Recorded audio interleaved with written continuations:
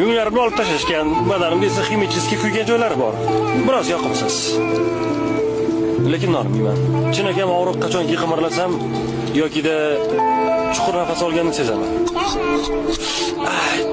Mana hozirgidek. Men tajriba quyonchasiman. Men otam ham, onam ham, singlim ham, bolalarim ham, xullas, hammasi tajriba quyonchasi bo'lishgan. Ular hammasi o'lib ketishgan. Meni ham qismatim shu.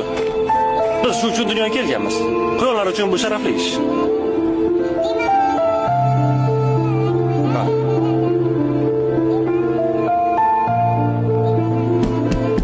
Hayya.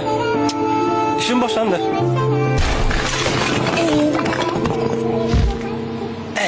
Juda ham qo'rqinchli. Lekin men shunchaki ishimni qilyapman. Voy, Ralf. Qayerda bichayotgan guruhlar? Ha, ularmi? Ketimdan yurishibdi va qanaqadir hujjatli film olishdi.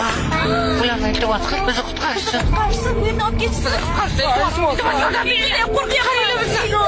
Men eshitdim. Okey. Menga qarang. Bu joyni kesib tashlab bo'ladi-ku.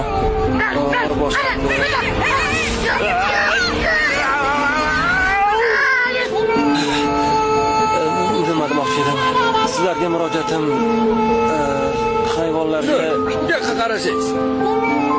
To'g'ri turib. Ha, uzr. Men to'g'ri turdimmi? Ha, bo'ladi.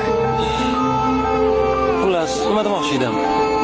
Sizlarga murojaatim hayvonlarga tajriba qilib ishlab chiqaradigan kosmetika, ko'zdagi suriladigan shampunlar, quyoshga qarshi kremlar, umuman barchasi vannangizda turgan hamma kremlar, kosmetikalar. Sizlar bo'lmaganingizda men ochig'i ishsiz qolgan bo'lardim. Qayerdadir o'rmonda. Oddiy quyondek.